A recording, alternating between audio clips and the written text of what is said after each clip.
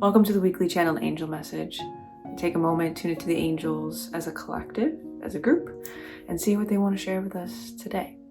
I'm seeing raindrops up against a glass window.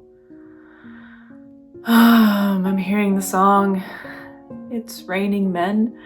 Okay, the angels want to focus on masculinity. And not so much in terms of maleness, but in terms of masculine energy. Show me a yin and yang kind of balance. And they're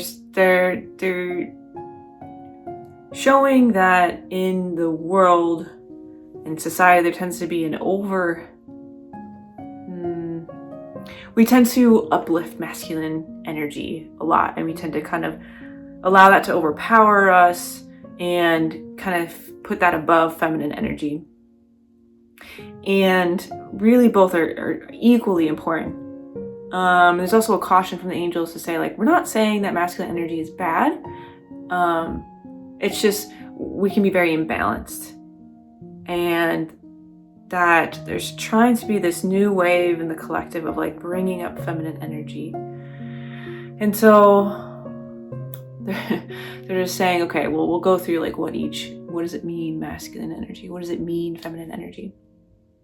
So masculine energy is about doing, it's about going, it's about, like, they're showing a car in motion, moving forward. They're showing a horse taking off, like traveling down a path. They're showing riding, they're showing making business transactions.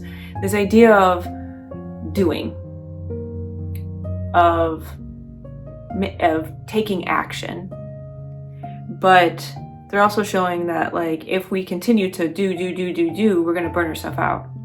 That there's just like the four seasons, summer, spring, fall, winter, that we need to ebb and flow in a way so that feminine energy helps us to take a break from that. And it's also super important because feminine energy is about creation, is what they're saying.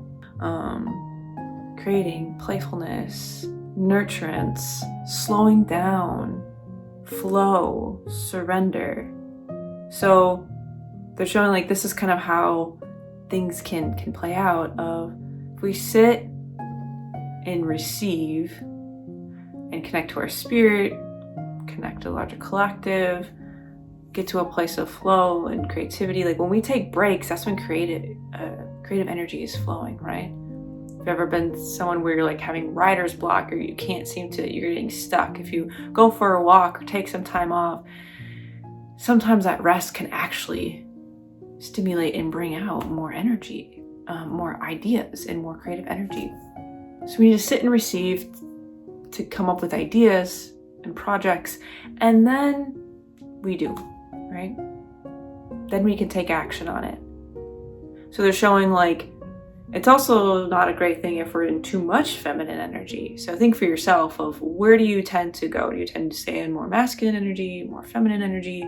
Because if we stay in more feminine energy, then things don't get done. We come up with great ideas and we're in a state of flow and surrender and receiving, but then it never comes to fruition, is what they're saying.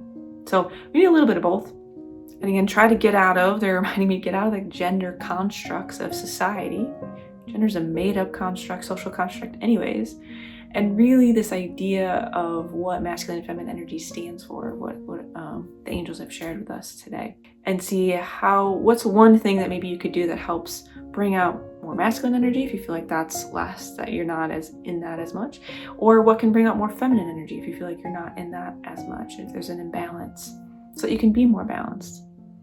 And then as we, as a collective, individually balance ourselves with feminine and masculine energy, then that can flow outward. And then as a society, we can be more balanced. So it kind of is like one of those things that the angels are showing is like it starts as an individual level and then can ripple outward.